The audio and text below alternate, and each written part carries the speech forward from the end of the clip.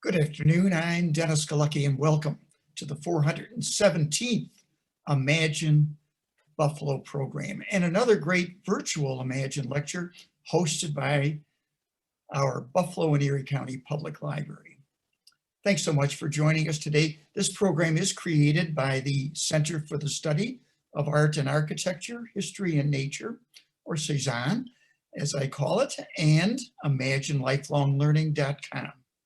Now, we're going to start with our speaker shortly, but first, a little housekeeping.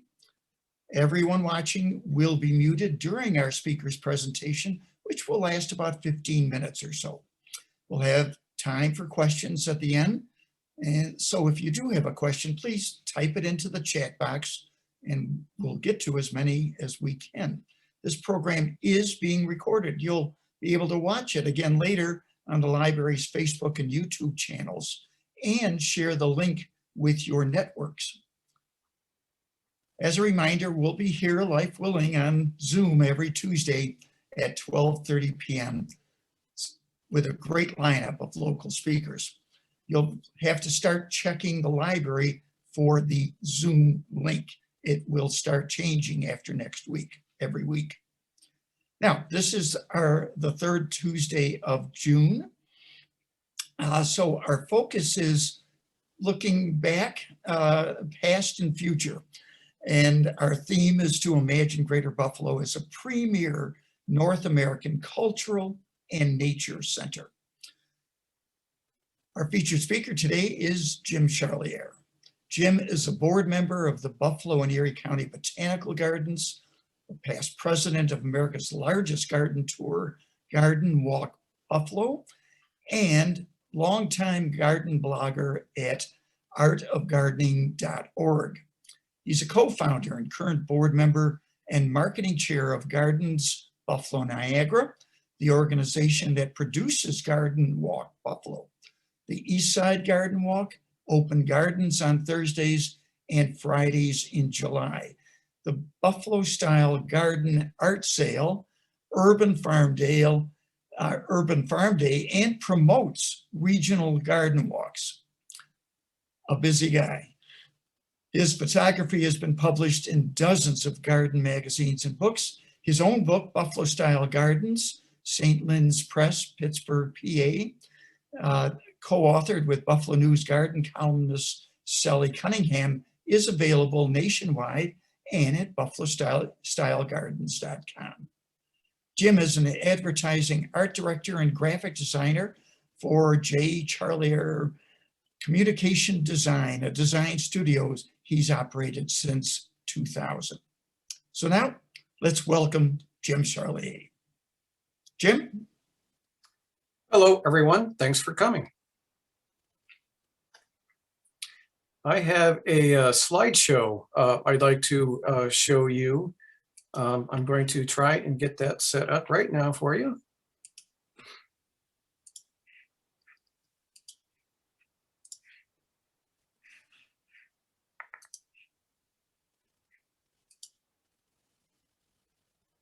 Can that be seen well enough? Looks good. Looks good. Okay. So this is sort of an abridged version of what I generally show people when I talk about Garden Walk Buffalo. I assume many of you are familiar with Garden Walk Buffalo already. It is the largest garden tour in the United States by number of gardens, as well as the a number of people that visit it. But I like to start off with this slide because this is sometimes what people think of Buffalo. Even people in our suburbs, this is what they think of Buffalo. And the tour is now in its 27th year. We've been doing it since 1995. A little bit of background for you. This is a little cottage on Summer Street. It was started by Marvin Lunenfeld, who was a professor of history at SUNY Fredonia, and his wife, Gail McCarthy. Marvin is no longer with us. Gail is, and they went to a garden tour in Chicago. And they enjoyed it so much that it had about 100 gardens, I think, that they brought it back to their Norwood Avenue Block Club and said, hey, let's do this as a block club event. We've got a few nice gardens. But the one thing that Marvin did that no one had really done with garden tours in the United States at that time was he made it open to anyone who was proud of their garden. There was no garden criteria.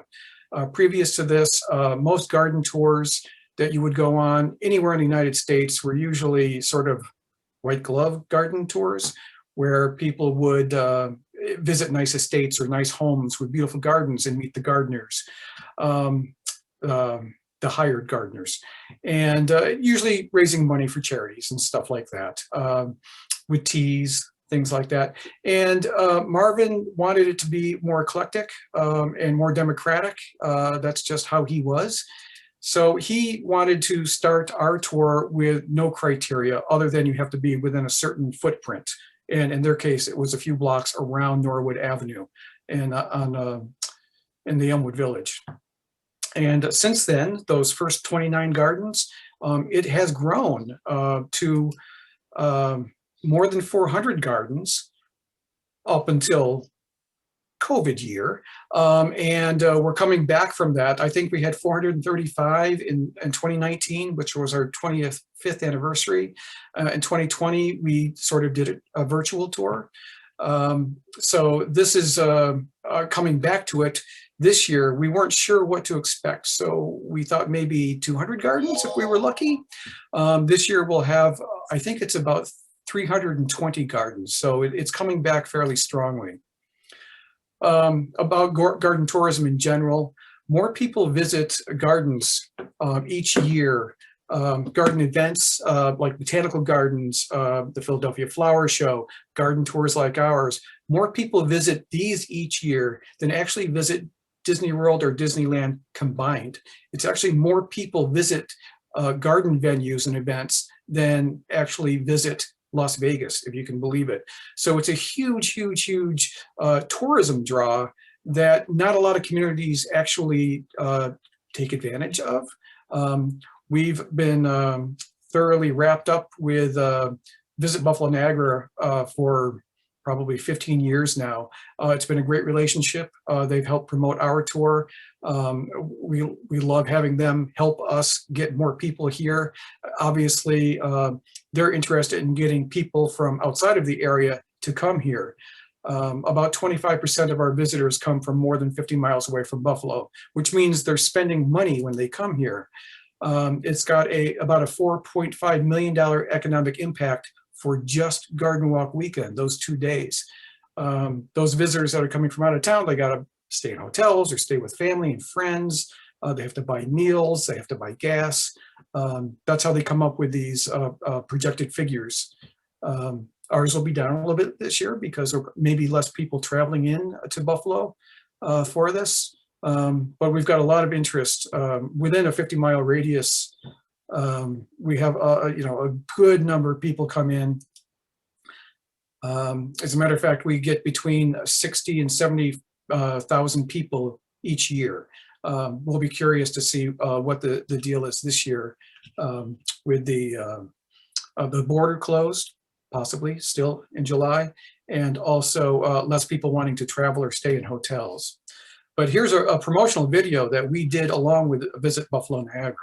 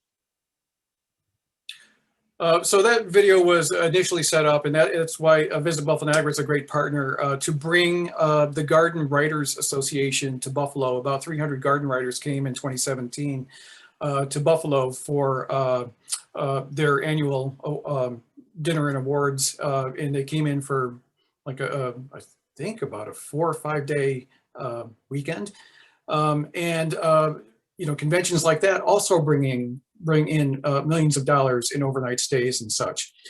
But you know, the reason people go on garden tours is to pick up ideas. That's why we're here. That's what people enjoy doing. If you're going to go out this year, make sure you bring a camera, you bring a notepad, and comfortable shoes, water, sunscreen, the works, and make a day of it. The majority of Garden Walk Buffalo is walkable. In the past, we've had buses. This year, we will not have shuttle buses. It was a COVID protocol we set up very early on in the year when we were organizing. But it's very walkable. And actually, the best way to see gardens, I think, is by bike, because it's walkable neighborhoods, but sometimes it's just quicker to get through areas with a bike, and you don't have to worry about parking. But some of the ideas people come to look at in Buffalo are fantastic hell strips, that area between the sidewalk and street. There are some spectacular ones in Buffalo. This one happens to be on Summer Street. This one was actually published in the Wall Street Journal in an article on hell strips, which are sometimes called, every city's got different names for them.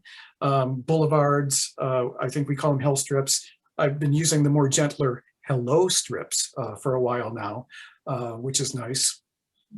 But this is what when I give this presentation to groups, it's usually garden groups, and this is what they want to see. They want some garden porn. They want to see some nice, beautiful photos. On the left here is a parkside garden, and it's made of mostly architectural remnants. The owner of the garden, he's now passed, but he owned a antique store on Hurdle Avenue. And so he collected all this odd stuff and all this architectural details. And this is a little area between two garages, normally where you would maybe throw tarps and tires and lumber and junk. They made into a little artist nook, which is spectacular. This is, actually it's on Pinterest. This is on Pinterest hundreds of thousands of times. People love this little shot. And on the right-hand side is a Norwood Avenue garden. And that one, it looks like you know, a gazebo that came out of the Pan Am Exposition or something. It's a spectacular yard. I don't think they have beer parties back there, but it looks like a setting from The Sound of Music. It's just a beautiful thing to look back on. And if that's Norwood, then the house behind is the back of a house on Richmond Ave. But what makes our gardens very unique is they're very personal and very individual. There are virtually no gardens here done by professional gardeners. Every garden is done by the person who lives in the home. So we're not talking professional people here. This is just people who know what they like and learn enough about it, or they make enough mistakes that they learn what they want. So this is a little Summer Street, which is gorgeous. This garden looks beautiful to us, but this is on my street. I live on Lancaster Avenue. This garden is actually designed by a person who co-wrote a book on birding. So this is actually an attractive garden for birds as opposed to people. This is one on Auburn Avenue. Buffalo has very, very many grassless front yard gardens. That's another thing we're sort of known for. And this is a perfect example of it. He's got some hardscaping in there. He's got some annual plants that come out, and I have to go back in. He has to drag that hibiscus back into the garage or back into the basement each year. But it's a good example of what a buffalo garden looks like. And, you know, it's Buffalo, so we are exuberant when it comes to summer. We bring all our furniture out. We like to live outside. I tell people that driveways become patios in Buffalo urban homes. And they took this to the nth degree with outside lamps and coffee tables and all sorts of stuff. That's a 16th Street garden. This is a great garden. I do not believe this one is on Garden Walk this year, on Delavan Avenue, Victorian garden with a spectacular Victorian house. And then art. Art is always combined in gardens in Buffalo. That's why Sally and I had written the book, Buffalo Style Gardens, is many of our gardens incorporate all sorts of different types of art, from fine art to kitschy art. But a lot of found material art. And this was a painted fence on 16th Street, the same garden that the previous chairs were in. And people get creative with what they've got. Garages to build something up against, tiny narrow spaces between garages, narrow spaces between houses. We have many public gardens. This is the Japanese garden behind the History Museum, but we've got the Rose Garden. We have many pocket parks and other gardens, as well as the Marina Trial Gardens, the Erie Basin Marina Trial Gardens on Garden Walk Buffalo. Creative Parkside. 2 years ago, for our 20th anniversary, we added the Parkside area to Garden Walk Buffalo. Previously, they'd had their own tour, and it just made sense for both organizations to do one event that included both neighborhoods. So Park Meadow as well as Parkside are now part of Garden Walk Buffalo, and this is a nice one. You know, a privacy fence they do not have. It was a chain link, but put clematis along them. It's beautiful, and a little bit of height with these poles. Another grassless front yard garden in one of Buffalo's oldest neighborhoods, Johnson Park. And here's a close-up shot of the artsy little nook between two garages in Parkside. And great gardens like this one, another one on my street, Lancaster. It's sort of a contemporary Asian garden that, again, these two gardeners, they are not professional gardeners, but this is what they designed on their own. Arlen Peters, who lives on Norwood, the end of Norwood at Summer. He was the president of Garden Walk Buffalo for many years. He's got a spectacular garden. It was in the video. And this is a little moss garden he has along the side of his house. It's actually got one of those misters like you would find in a grocery store for the vegetables to keep this moss garden going throughout the summer. And he built all these little houses himself. And every year there's a surprise garden that I didn't know about. This one I hit upon a few years ago. This is actually on Bain Street in the sort of the Buff State rental district. A beautiful, secret, magical garden in the back of one of these houses. And on the left is Buffalo Spree editor, Elizabeth Licata, who's also a contributing writer to gardenrant.com, a national gardening blog, one of the more popular gardening blogs on the web. And this is her garden on the left with the little chairs. And she had her garage garage door painted by a local artist. And on the right is one of her most famous sculptures that is on Highland Avenue, and that is a bowling ball totem pole. This was another great find a couple years ago. This is on Linwood Avenue. That back wall you see is the back of the Saturn Club. And this is a 15-foot tall pergola sphere. It was built by the owners of the house. Both are toy designers at Fisher-Price. And the wife, she built this by herself for her husband's birthday.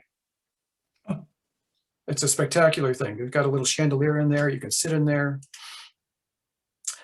This is Arlen Peters again on Norwood Avenue. This to me is just brilliant. This is stairs, but in the risers, he's growing strawberries.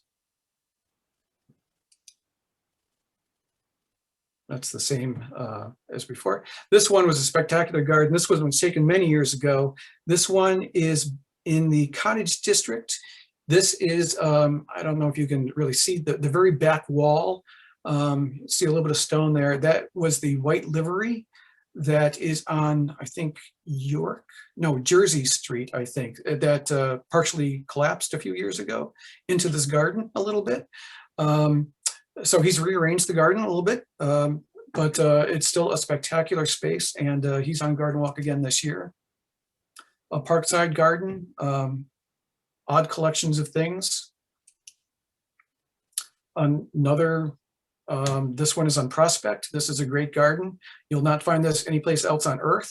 Every year he takes his old Christmas tree and he leans it up against his wall, and then he grows vines on it, and then he plants annuals in all these. You've probably seen them before. They're half planters that can hang. So this is just sort of an organic little thing he started doing, but it looks like some sort of work of art. This one is on Bidwell. This guy has done a spectacular job with this garden. It's amazing. I don't know if you can make out what's in the foreground here, but it's a heart, or it's a star and a moon and another star topiary. It's a reference to her dad, who worked for General Mills making Lucky Charms. Here's a garden on Richmond Avenue with on the right a spectacular treehouse built for their daughters. Their daughters are a little bit too old for it now, but a spectacular treehouse. And she's an art director and for an ad agencies, and he is a contractor. So they have all this stuff they built themselves. She designs and he builds. So the trellis on the lattice on the flowers on the left there, stuff they made themselves. A lot of people have collections. A lot of people collect plants. This person collects heart-shaped stones. A custom fence over in Allentown on Mariner Street. This garden is owned by the woman that just opened up on Elmwood, put a plant on it, the plant store. So I'm looking forward to some great things in this garden for this year. This is a garden by an artist. I know there's hardly any plants in here, but this is an artist over on Greenfield Street over in Parkside, Robert Venn. And this is his setup. And again, it's very home-like. It's got art on the walls, it's got some windows, it's got chairs, it's a coffee table, it's got a fireplace. Very eclectic. But a lot of people also appreciate our freakishly friendly gardeners. The gardeners in Buffalo are beyond what you might find in other cities. I'm told in other cities that you'd be hard-pressed to find gardeners that would invite tens of thousands of people into their own backyards. And then here's some shots of my own yard. This is my house on Lancaster on the left. And then I built a shed to mirror the architecture of the house, and you can see that on the right there. And this was the cover of our book. Again, I like to fill my house with all sorts of artwork. My garden with artwork.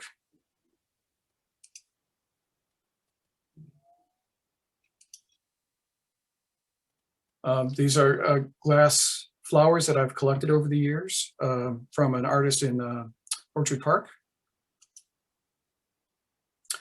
And there are very few espaliers on the garden tour. I think there's probably 5 or 6. This is 4. Well, actually, there's one missing right now, but there's 3 espaliered pear trees here against my garage. Hanging succulent garden. And a patio, again, Buffalo style gardens, we like to put things on our walls that we would put in our homes. So I've got mirrors.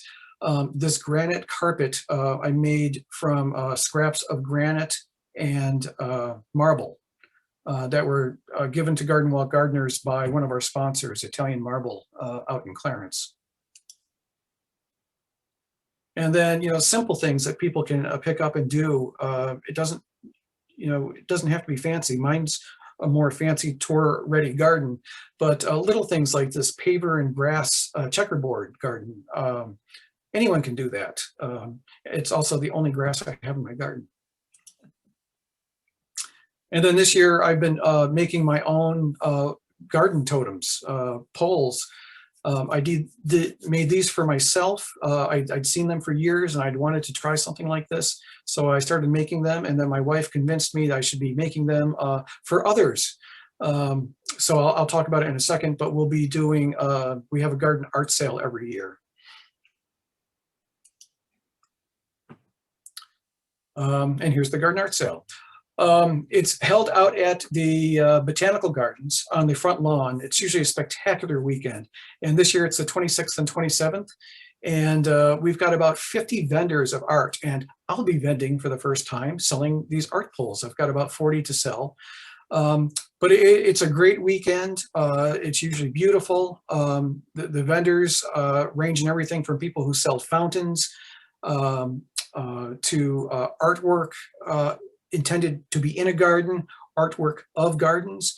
It's a great event. We even have, we've opened it up to people who've never sold at art sales like this before. So we've got some new vendors that share tables and stuff. They get a low discount rate to get in, but we're hoping to sort of grow the community of people who create things for gardens. Another thing we have, I'll run through a couple pictures before I wrap up, is we had this Tours of Open Gardens in July. So there's about a dozen or more gardens in the city of Buffalo that are on Garden Walk Buffalo, but there's almost 180 others of them that are out in the suburbs, anywhere from Niagara County, Gasport, all the way down to Eden, and some spectacular gardens. Now, with the local garden tours, generally they are not curated at all. No one goes, checks out these gardens to make sure they're nice. These are curated gardens. These are gardens that we have sent people to and have decided that they're nicer gardens. They're worth, sort of our criteria is they have to be worth 20 minutes to go to, or they have to be worth 20 minutes to spend time in, to enjoy and appreciate what's there. And it's only on Thursdays and Fridays for select hours. So it's very casual, it's very nice, there's never crowds. And you can pick up these garden guides, open garden guides, at most of the garden centers in the area for a $10 donation. And the list of garden centers is on our website, opengardenswny.com. And here's some of the gardens you'll see. This is the Shadrach Garden out in the Boston Hills. They have both each written books on hostas. She on miniature hostas, and he photographed and helped write the book that's called The Encyclopedia of Hostas, with a foreword by Prince Charles, of all people. And he's a former London Bobby. So their garden is spectacular. This is her garden of daylilies, her collection of daylilies.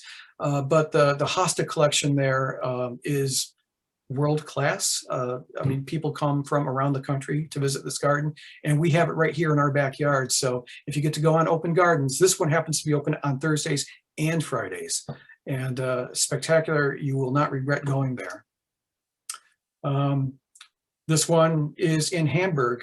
He is a train collector. They have 3 different train setups in the backyard, and their shed in the background there is built to look like a train station. A Cheektowaga garden. I think this is our only one in Cheektowaga, a garden filled with art, just a spectacular space. And they have, I hope I have a picture of their dragon. And this one is Lynn Shamira, who is a local native plant expert. And this is her garden in East Aurora. To see what people can actually do with native plants that attract are healthy for our native insects, birds, and other creatures. Here's the dragon. This is actually set up to a propane tank, so it's with a remote. If you're there in their evening, they have evening hours for this open garden. It spits flames. And this is a great garden right on Lake Erie. The other side of that house is the lake. They have a front yard that's probably 30 feet long, and it's the lake. And this one is a spectacular garden. Little vignettes all over the place. They've got one of these buffaloes. And a quick hint, if you do go, their garden is open on Fridays. It's happy hour at their place every Friday in July. This is a garden in, I believe this one is Gasport, a private garden. Again, make it feel more like home. There's a rug, there's curtains, there's windows. And then we have weekend garden tours throughout the area. You can see the list there. They're all over the place. All the garden tours are listed on our website, gardensbuffaloniagara.com. Pretty much they're running, I think there's one in June and there's one in August, but the rest are all the four or five weekends of July. So there are weekends when there are like 4 and 5 different garden tours going on. The weekend of our garden tour, Garden Walk Buffalo, it's the only garden tour going on. It's the biggest, so people stay away from it. This is Sally and I. This is our book that we put out to the world to share what the Buffalo gardeners are doing. And Garden Walk Buffalo this year will be Saturday and Sunday, July 24th and 25th. We just found out this week, the map's going to the printer tomorrow morning. We just found out this week that our headquarters will only have one. Usually we have 3 dispersed around the city. We'll only have one, and it'll be at Kleinhand's Music Hall. We will have, that's where we'll have maps to give away. Everything's free. There's no charges for anything. But we'll also be selling merchandise to raise money. We sell t-shirts and hats and tote bags and things like that. So, you know, come and buy, please, because that supports us.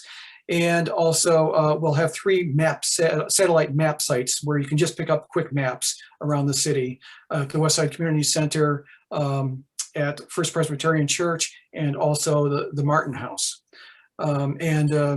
Yeah, a little bit on what we do with the money we raise is that we sell merchandise, we fundraise through mail and donations, and we also have corporate sponsors. And what we do with the money is we've given away more than $100,000 to block clubs and community groups for garden-oriented beautification projects. Originally, we call them our Marvin Lunenfeld grants in honor of Marvin Lunenfeld, our founder.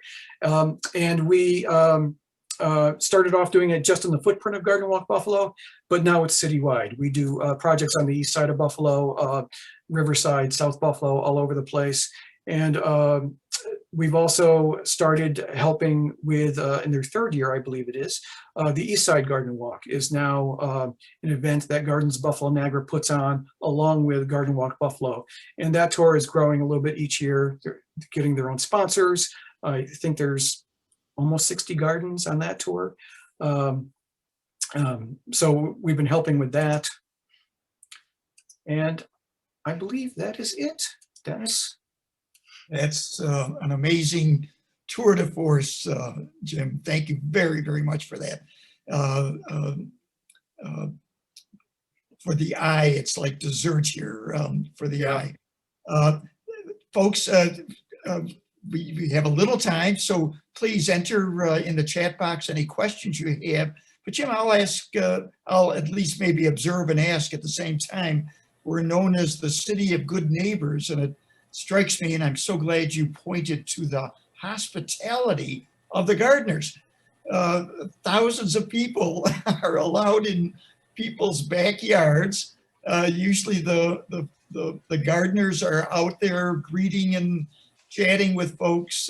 It's a marvelous extension. So my question is, this notion of Buffalo Gardens, is that gaining traction, do you think, in the country and beyond, where people are noticing the style as well as the hospitality of obviously the garden walk, but frankly, the gift of gardens that's all summer long.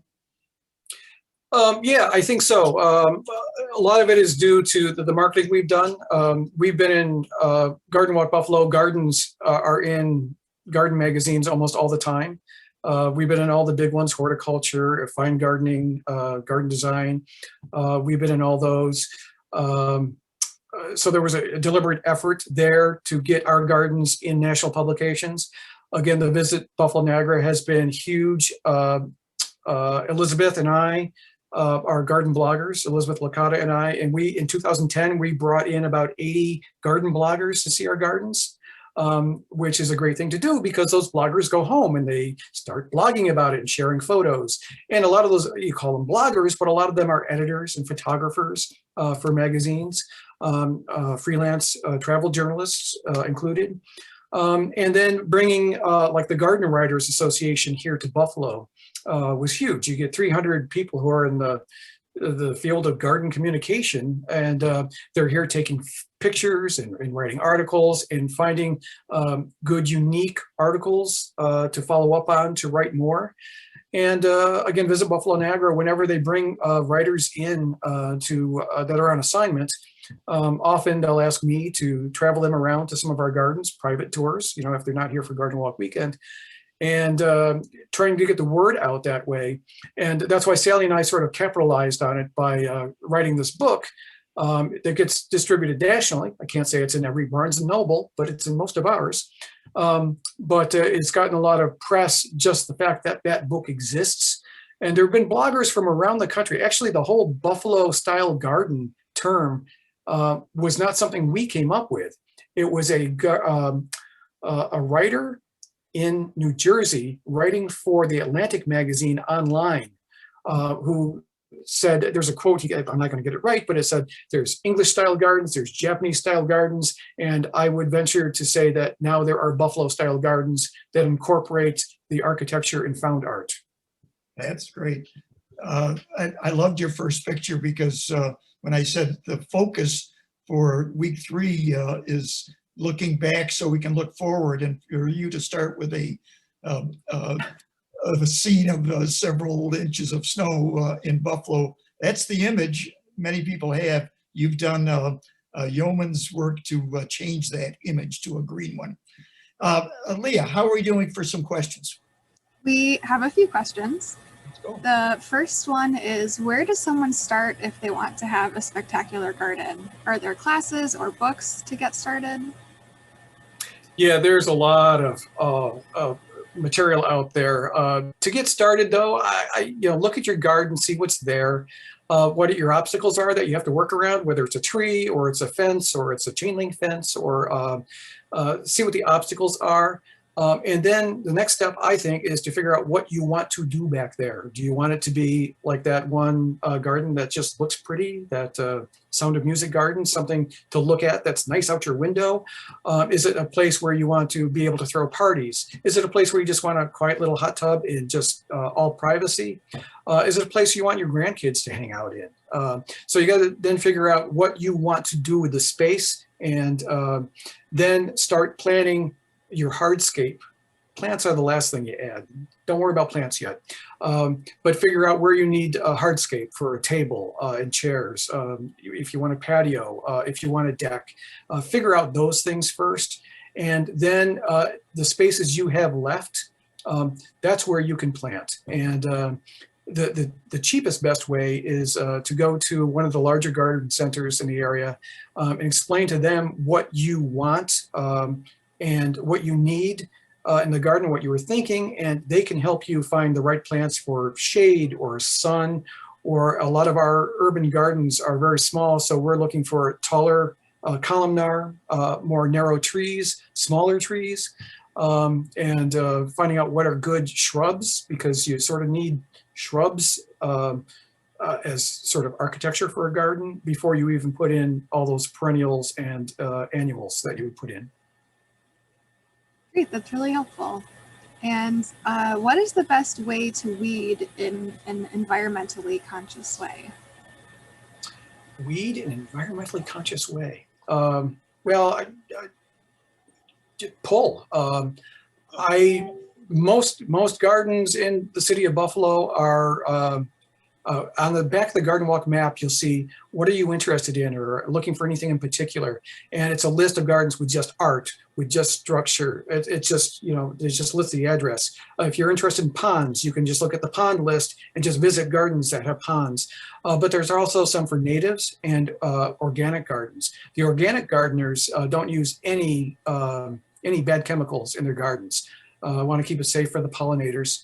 And the best way to weed is by hand. There is no way around that. That's the safest way to do it, unfortunately. The weed has to die to create the beauty you substitute Hey, for. Go ahead. sometimes these weeds come in and it's nicer than some of the plants and they're healthier than some of the plants. So maybe you keep some. Why not? Appreciate weeds. Leah, any others?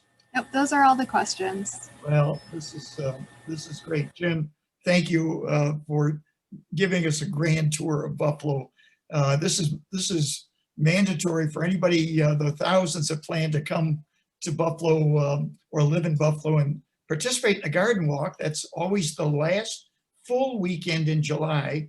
Again, the number is what, 27th? Is it this year, Jim? This is our, yeah. We're still going to count last year. So yeah, this is our 27th.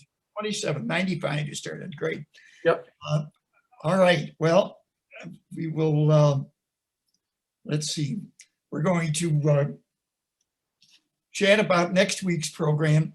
Thank you, Jim. The link will be available this afternoon for everybody.